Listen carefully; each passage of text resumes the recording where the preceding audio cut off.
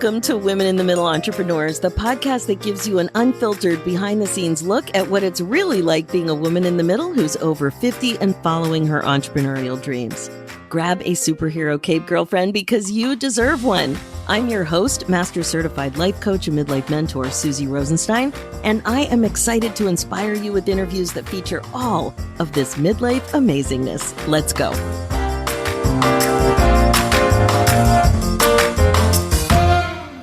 Hey there, welcome back to the show. We have another really exciting interview ahead of us about someone who moved to Italy and took the opportunity to reinvent herself and figure out what she wanted to be when she grew up. Who doesn't think about that?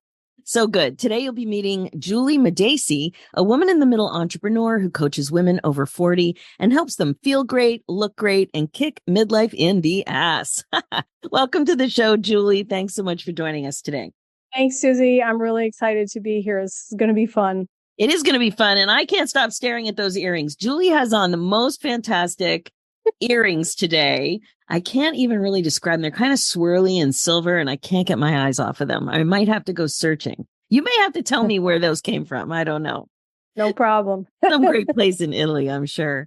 Okay, I know we're going to have a great conversation today, because of course we are. And we're going to be talking all about your midlife entrepreneur story. We'll be talking about your business and what's going really well. Also, what midlife issues might be getting in your way to some extent and may be challenging for you in your life as well as being a business owner. So let's get started with you talking a little bit about how old you are, what your entrepreneurial journey was like, and what it is you do in the world. Take it away. Oh, sure. Well, I am 59 and I originally started in corporate human resources, and I spent over 25 years in that career and really wasn't very happy in it for the last many years, mainly because I got into it for the people and then it stopped being about people. And my husband had an opportunity to go on an expat assignment in Italy for 3 years. And he had told me one day, well, I didn't put my hat in the ring because you're in this job. And I said, you what? Which led into a conversation about maybe it would be a good idea. And we decided to move to Italy.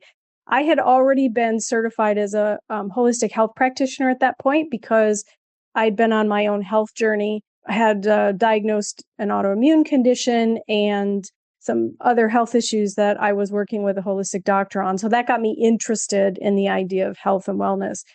So I thought, what a great opportunity to clean the slate, go to Italy, job free, and decide, what do I want to be when I grow up? And that really was the question I asked myself over and over. And I realized after we got to Italy that I had no idea who I was. I had put so much stock in my definition or label as a person by my career that I didn't realize how deep that went. So when we got to Italy, I thought, well, I don't know, after about 6 months and the romance of being in a new country starts to wear off, you have to come to terms with reality. And that person who was looking back in the mirror every day was quite a stranger to me. So I started to focus on health, and I'd reached a point of burnout by the time we left the US. And so I focused on getting my health back. And in the process, I thought, I have this certification already. I'm interested in the topic. Why not? And so I started studying for new certifications. And over the last 4 years, I've been building my business as a health coach. And it was interesting because I never pursued that as an actual career because I'd been told all my life I wasn't good at science. I wasn't good at those things, that I should follow this corporate path. And when we got to Italy, I thought, who's telling me that anymore? I started menopause 3 months after we got to Italy, and it hit me with a vengeance. And I was pretty convinced about a month in that my hot flashes alone were solely responsible for global warming at that point because it was so hard. But we didn't have the resources. Nobody told me what was going to happen. Nobody tells us, Juli. It's like a big secret. It's so bizarre. I think it reminds me of when my kids were babies and I was nursing, and nobody told me how much those little barracudas were going to like cause me pain. That's how it felt. It's like we had the What to Expect books. We knew all about pregnancy, sure. But all of the ins and outs of breastfeeding was at that point, met my kids in the 90s was, it was like a big surprise. And I'm noticing the same thing with menopause. It's like, come on, half the population is dealing with this. And it's a big mushy, murky secret. It is. And the other half is dealing with the half that's dealing with it. Right. And the interesting thing I've learned through my studies is that no two women experience menopause in the same way. So the doctors just don't have the knowledge and the background to understand. And there never was a lot of attention placed on it. It was one of those things we just don't talk about.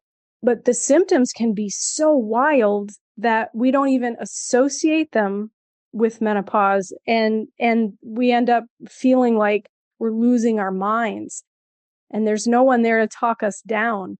And now that I am acquiring this knowledge and experience, and I'm pursuing a certification as a menopause coaching specialist, I'm learning so much more.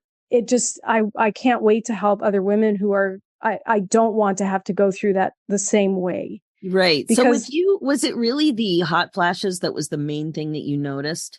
Hot flashes and night sweats were the most obvious, but other things like weight distribution around your body is different because that's how how it's designed to happen. When our ovaries stop producing estrogen, our stored fat, especially that around the belly, releases estrogen to help keep our cells healthy. And every single cell in our body is affected by estrogen. So we need that. We've got all these adverts about, get a 6-pack, in your just don't. But redistribution of weight was a big one. And I've always been high energy, but I was starting to experience moments of pure rage. Fortunately, they were mine alone to deal with, but I didn't know where that was coming from. It was like stepping outside of myself and looking in and saying, where did that come from? Julie, that's exactly what happened to me. I didn't have any of the night sweats. I didn't have hot flashes, but I had these, and I never had mood swings when I was a kid early on, having a period or any time throughout my whole life. But there were just two with this rage. And I remember looking at myself like it was like the Flintstones in the Great Gazoo. Like, there's somebody buzzing around up there looking at me. Yeah. I just remember watching myself, and then I didn't even know what it was. And then soon after I went to my doctor about a physical and some other things. Mm-hmm. And we did end up talking about menopause. And she said, well, that's most likely what it was. But I had never experienced anything like that. And fortunately, it was, just screaming, and it was short-lived. But wow, it was bizarre. Like I was so annoyed by something so ridiculous. It didn't make sense to me. Even in the moment watching myself, it didn't make sense to me. Yeah, like you're watching from a different place. You have no control over what's happening. Like it's a surreal experience. And for me, it was that. And I went, that didn't happen often, but it just was so intense when it did.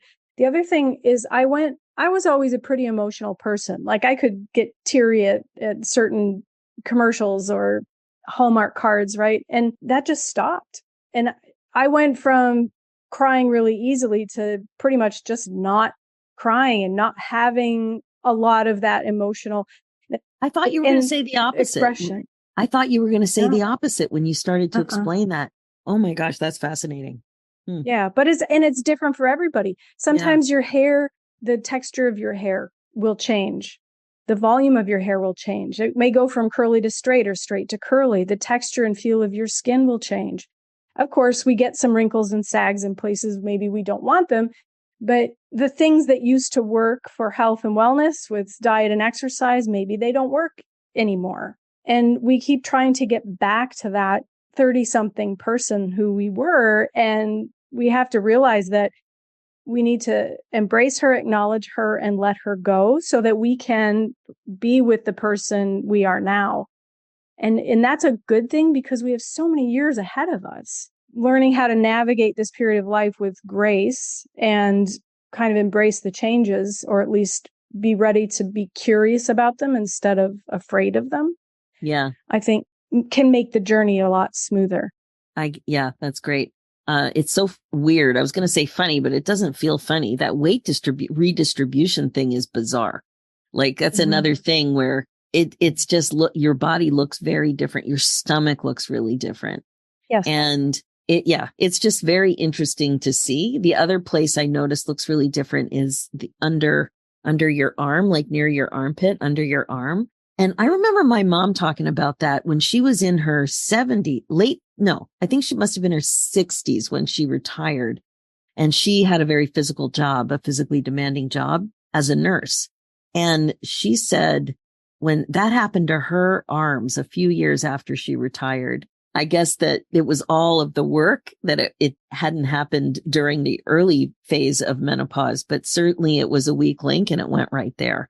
So, but you're right just about body changes and how we are affected by them when we're not expecting them. I think that's part of the problem too. It's not just that it's there. Yeah. It's that it's very confusing that it's there.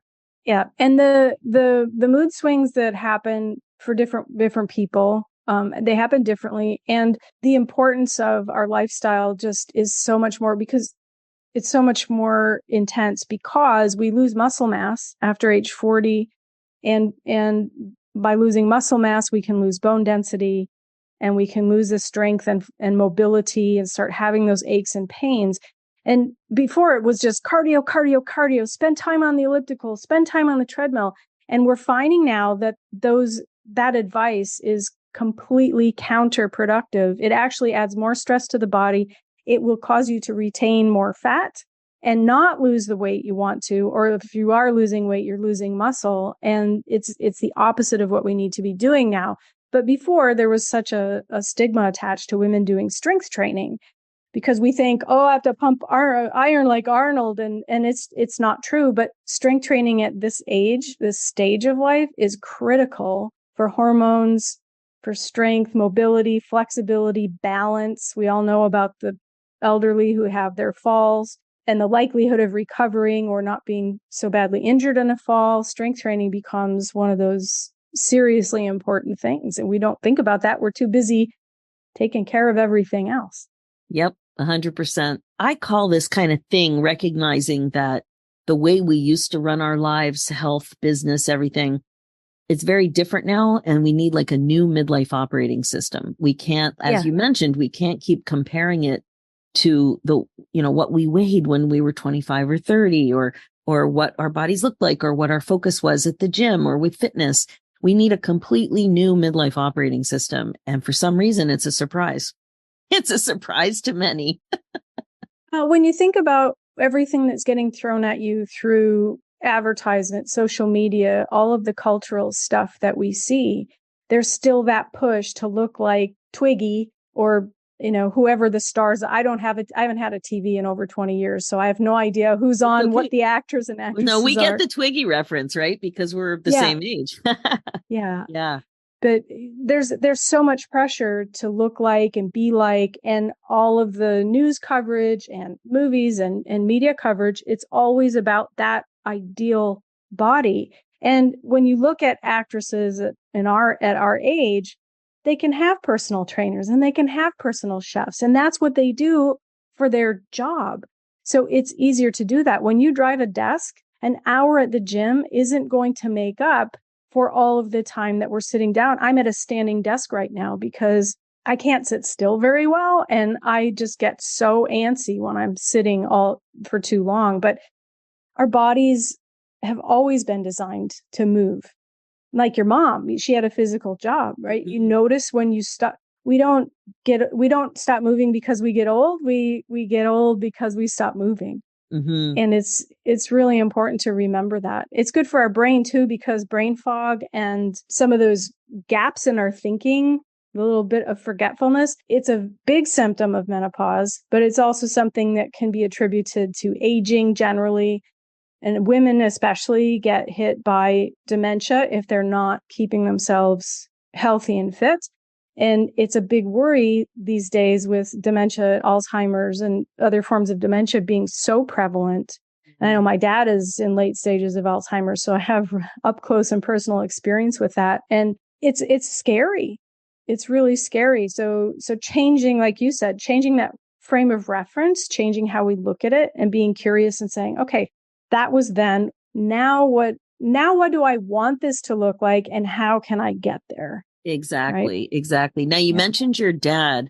I know that that has been something that has been a challenge for you in so many ways. And when you're running your business to have this kind of a concern, can you tell us a little bit about how that whole sandwich situation is affecting you? Sure. It's some days better than others, is what I can say. And working hard to keep that all in perspective and appreciating the fact that there are some things I have no control over. And it's sad for me to say this, but the truth is I said goodbye to my dad several years ago. And now we have an elderly parent who needs care. And I'm very fortunate that my brother is still living in the States and he's living with my dad and taking care of him. But we keep in contact and keep up to date on his care and all the things that are happening there. But there isn't a day that goes by that I don't feel that stress and pressure, because there is a bit of a helpless feeling being so far away. But I did have a real heart to heart with my dad before we moved to Italy. And I said, look, you're getting older. I don't want you to be left alone, but this is an opportunity. I need your input so I can make the best decision. And he said to me, don't pass up the opportunity. This is life-changing for you. And we decided to make the move permanent. My husband's English, and so we were able to do that. It was pre-Brexit, so we had residency here in Italy. And, with my father's blessing, of course, and then all of this started to happen. And it really has added a whole new level of stress I didn't experience before. Have you had to make trips, unexpected trips, or more trips back home? I have. I haven't made more trips, but I've had to make a couple of sudden ones. My dad, before anyone knew that there was a serious problem, he created some real difficulties, real problems for the family financially. And so I had power of attorney. And so I have been very involved with that situation, which is still ongoing. So it's, it definitely adds stress and it keeps me from having the freedom. This sounds selfish, but it keeps me from having the freedom to do the things that I need to do for myself, for my family, and for my business. I don't have children of my own. My husband has 2 grown daughters, and we have a grandson now who's just shy of 2. And we make frequent trips to the UK to visit with family. And we're lucky to be able to do that. But it does add a whole other layer. Mm-hmm. So there are days when that guilt kind of settles in a little bit because I've carried it with me for so many years. And then other days I realize that this is the life I need to live and this is what I'm capable of today. And tomorrow we'll see what we're capable of then. Yeah. No, I like the way you described that because sudden trips home are just one thing. And it could be for you, it's a flight across the ocean. For some people, it's just getting in the car and driving a bit. And for some others, it's somebody who there's housing and help that's close by. But regardless, what you're really talking about is the burden of stress and uncertainty about, caring for somebody you really love, legal and financial stuff happening. It's a lot. It's a lot of extra weight, so to speak.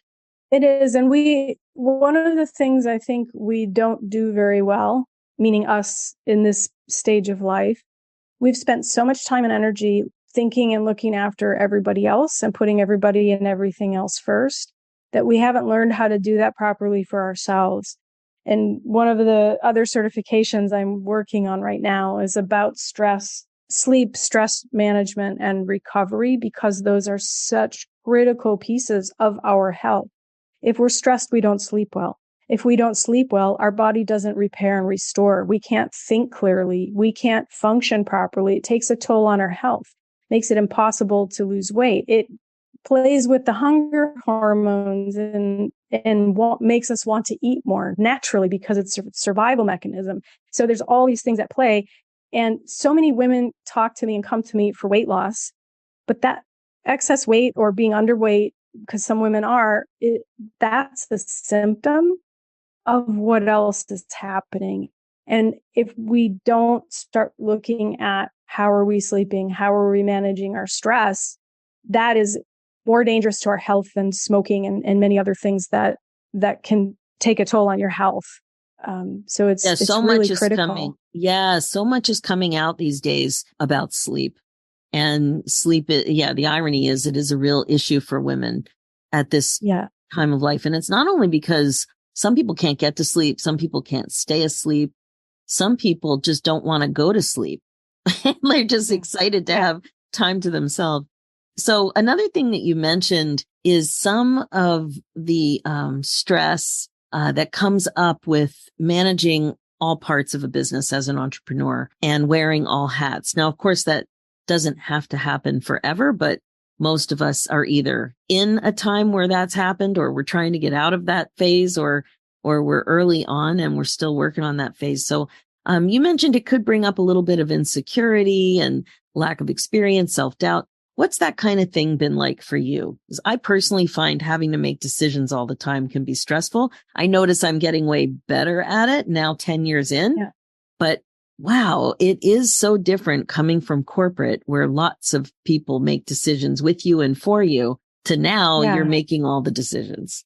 Exactly. And it takes, you're right, it takes a toll and it adds a lot of stress because we don't know what we don't know until suddenly somebody says, well, what are you doing about this? Or what do you have for that? Or systems.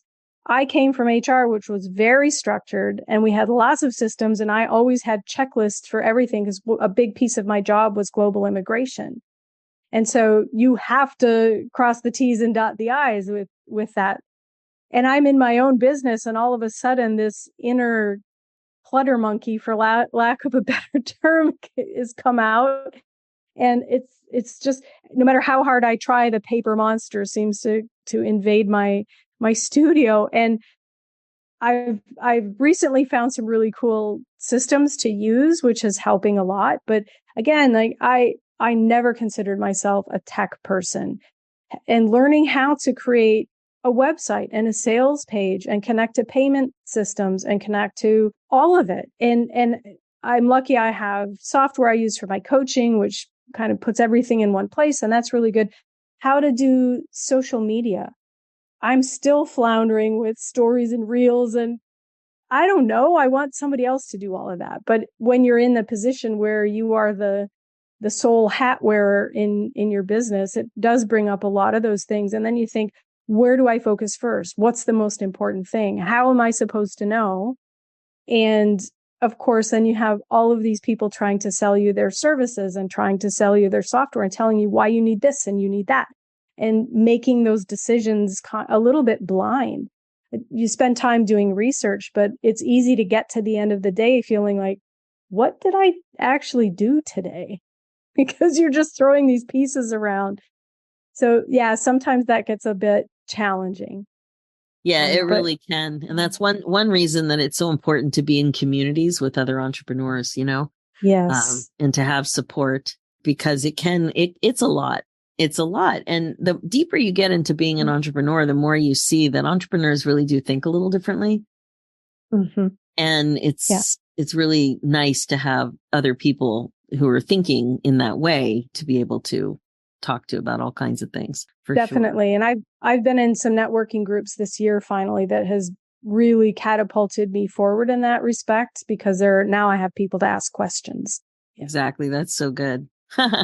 And what have you noticed about being an older woman as an entrepreneur? Have you noticed anything positive or negative? Some of these networking groups, maybe you had a chance to notice. I'm lucky that I look young, and I don't, there's still a stigma about age, and I don't want to be treated like, oh, isn't she a cute little old thing?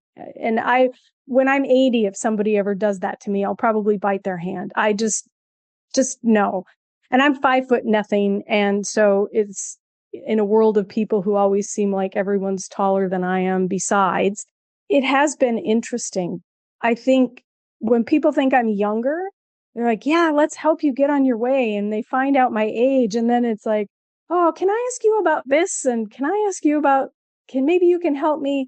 And I love to reciprocate. It's not about that, but people respond in surprising ways, I think, when age comes into it. And it shouldn't matter. No, it shouldn't. But we have a lot in common. I'm only 4'10". You're taller than me, believe it or not. I love you. But I finding aging plus heightism is very interesting, because on Zoom, it's the great equalizer. It is. But then when you meet people in person, it's very surprising. But I know exactly what you mean. I've really been very sensitive to people making comments about my age, because I'm turning 60 in a couple of weeks. And I, at first when you get these compliments, oh my gosh, you don't look your age, you tend to feel very good. But then it's like, well, why? Why do I feel so good? Isn't it enough just to look good? And why are you saying that? Your own ageism is being expressed because you must think that looking young is better, like most of us do. Well, and when we think about age and menopause and the stigma that carried, people think about menopause as little old women who are getting hunched over and gray hair and the shawl. I mean, maybe not quite that extreme, but we do think of menopause as an end stage, I think, still. And so therefore, when you're in that age group, it's easy to look at it and think, oh, old, but you don't look old. Wait a minute. So what is my definition? What is old supposed to look like? And when do we become old? How do we define that? I'm remembering when I have 3 sons, and when they were young, well, they're still young, but when they were younger and they were counselors at gymnastics camp, maybe one of them was staff. I don't even remember, but they were teenagers. And I remember the little 5-year-olds told my son, he always played the game, how old do you think I am? And they thought he was 50. And he was like 18. So to a 5-year-old, he looked old. And it's just such a subjective thing. I find many women our age revert to cartoons, and, the cartoons that we grew up with. And it was that grandma with Sylvester and Tweety. When I think about her in the rocking chair, that seemed old to me. I don't know how old she was, but that's an image in my mind that I kind of think about, that I used to think of as old. And I don't know, maybe she was only a few years older than we are now. I don't know. Possible. But it's an interesting question, because who defines it and how do we define it? And when you look at what's expected, the social pressures of what a woman's body should look like, what does an aging woman look like? How is, I mean, here in Italy, I think the little Italian grandmother all dressed in black, right? But that's maybe when I'm 80, I'll start to look old. I don't know. I don't care really. I want to feel good. I want to feel healthy. It isn't about the physical appearance so much as how healthy I feel. Can I do the things I want to be doing? I don't expect I'll ever retire, because I love what I do. And there are a lot of women who need this support, and I want to be there to do that for as long as I can. But one of the other things we talk about, defining what does old look like, what is old, how old do you have to be old. A lot of places we struggle, I think, are when we don't start living the life we want to live in this phase. Because technically menopause is one day. It's the 365th day you've gone without a cycle, and everything after that until you die is postmenopause. And that can last, I don't know, depends on when you start, but it could easily be 30 years or more. I'm so glad you defined that, because I never understood the difference between menopause and postmenopause. Thank you. Yeah. We go through puberty, we get into our reproductive years, and once our hormones start to change a bit and our cycles change a bit, and we start to experience some of those symptoms as we reach the end of our reproductive years, that would be perimenopause. And then and we don't know we're in menopause, so to speak, for 365 days. So yeah, I remember. I think I didn't have a period for 10 months, and then I got one. I was like, oh, so close. Now, one of the things you mentioned is that you really, really place such an importance on showing up as your authentic self. And that being authentic has become a lot of jargon in our space, right? Be the best you can be your authentic self. What do you mean about it specifically? When you think authenticity and you showing up, is it in your personal life? Is it in your professional life? How do you think about it? I think those two are one and the same because I am who I am. I'm not for everybody, and that's okay. But I lived my corporate life as one person, and I lived my personal life as another person. And I think a lot of the conflict in that work came because I wasn't living my values fully. And I realized as I've gone through this transition in Italy and self-discovery, getting away from the labels and deciding what are my priorities and what are my values and how do I show up in those every day? Because when we start to feel uncomfortable or unhappy in our lives, it's usually because we're out of alignment with our values. But no one tells us how to figure out what those are. And one of the exercises I've been doing this year that I absolutely love is every day, my coach gave me an assignment to do this. And I decided to start doing it every day to get rid of the labels that we carry from our roles. Because people say, okay, I'm a wife, a mother, daughter, professional. Those are labels. Those are societal labels. Who are you? And that is the hardest question to answer. So every day now I write down, I am. And my last one was, I am the coach my ideal clients have been manifesting. Today, I am a focus-driven life changer who follows through and does the hard work first. Today, I am, because I am a different person every day. I show up in accordance with my values, but I get to choose. Absolutely. And so being able, I for a long time, I was putting out social media posts, writing what I thought people wanted to hear, trying to be smooth and professional. And I thought, you know what? I can be kind of sweary. I love the term badass. I've always wanted to be a badass. I've been called a badass more than once in my life. And I thought, that is who I am. And I'm going to show up that way. And I completely changed the way I started just writing what was on my mind and in my heart and showing up that way with my clients. And it made such a difference. Yeah. I love that. I remember when I kind of leaned into it more too. And for me, it was iTunes reviews that gave me insight that people really appreciated that upbeat and funny side of me, that it really helped them grow and make the shifts and changes that they wanted to do. And when I saw that, like you, I felt so held back by what was appropriate behavior. And it's so different now. It's so different now. And the online space is so different. And working in the coaching space is so different. And so I just, like I said, I just let my freak flag fly and I just became my silly self and I don't care anymore. And it's so freeing and you don't need to second guess yourself. It's just like, you know what? Yeah, I'm like you. I'm not for everyone, but it's more comfortable for me. I know I can help you more when I am who I am.